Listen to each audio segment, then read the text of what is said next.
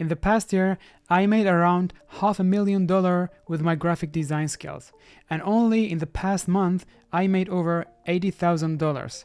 I did this with my graphic skills, but I didn't take a single client and I didn't do a 9-to-5 job.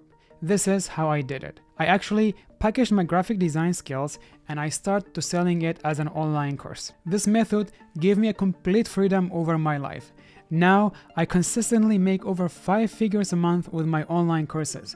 I have financial freedom, time freedom, and location freedom. I also got a huge authority in my field. Now I have over 180,000 students in 196 countries around the world. Some of the alumni of my courses are working in Apple, Netflix, NASDAQ, and so many other big companies around the world. In this video, I will share with you how I create my online courses. The first thing that I did when I started to create an online course, I tried to find my niche. And here are some methods that I used to find my niche. The first one is something that you personally overcame. This can be health, business, career, education. If you have something that you've struggled and you personally overcame, you could make a course about it and teach other people how they can also overcome the same struggle. The second one is what people are picking your brain for. What is something that you're really good at that all the people come to you for it? So this is also something that you may create a course about it.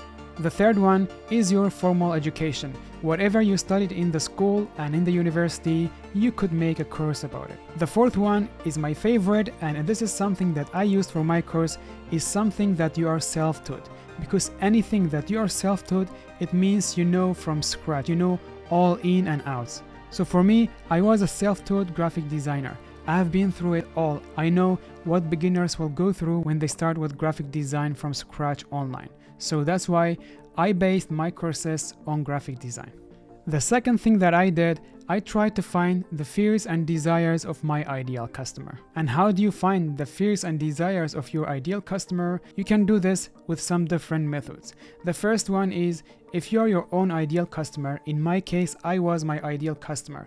I was in the position of my customers a long time ago. I know exactly what a beginner designer will go through when they try to start graphic design online from scratch.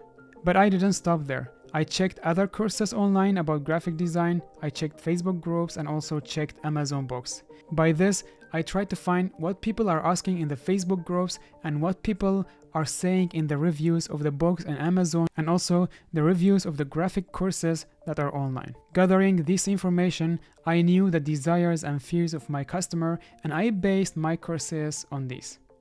In my case, the fears and desires of my ideal customer were they don't know where to start, the internet is full of tutorials, they don't know how to use the tools like professionals. Most of the courses online will teach them how to use the tools but will not teach them how to use it as a professional designer. So I tried to create some courses that will address these fears and desires.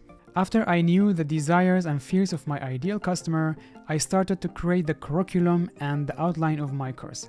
What I did, I put my ideal customer in one side and then the transformation that they want to achieve in another side. So the transformation that my ideal customer wanted, they wanted to go from scratch to a professional designer.